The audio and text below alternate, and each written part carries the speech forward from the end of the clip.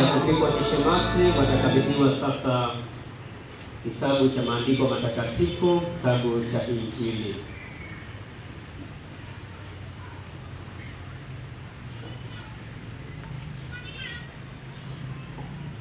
Pokea Injili ya Kristo ambayo umewekwa kuwa mhubiri wake. Angalia, usadiki hayo utakayoyasoma, ukafundishe hayo utakayoyasadiki, na ukashike hayo utakayofundisha.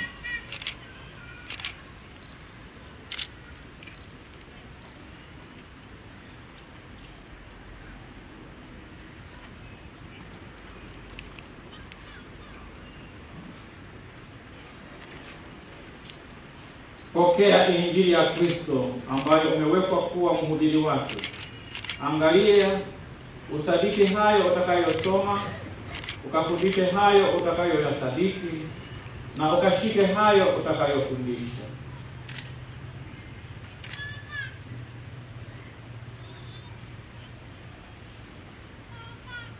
Basi Baba Askofu atawapongeza mashemasi wetu wapya, akifuatiwa na mkuu wa shirika naye atawapongeza pia, na baada ya hapo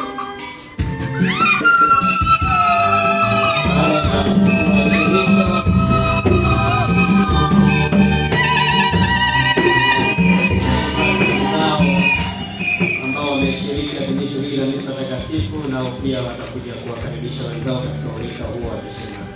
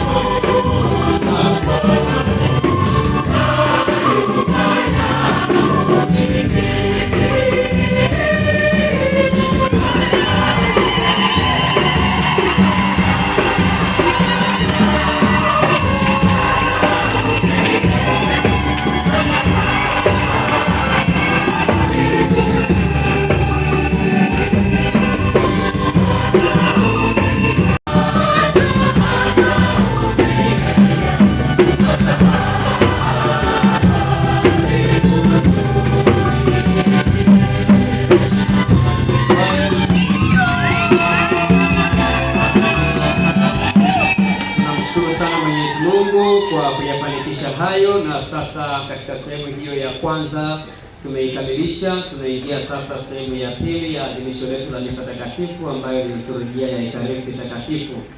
Na hapo basi wale walioandaliwa waweke visonzo kwa ajili ya kumtolea Mwenyezi Mungu matoleo yetu, kila mmoja kwa kadiri alivyopangwa katika nafasi yake. Basi tuingie katika wanakwenda kuchukua nafasi za mashemasi waliowatangulia.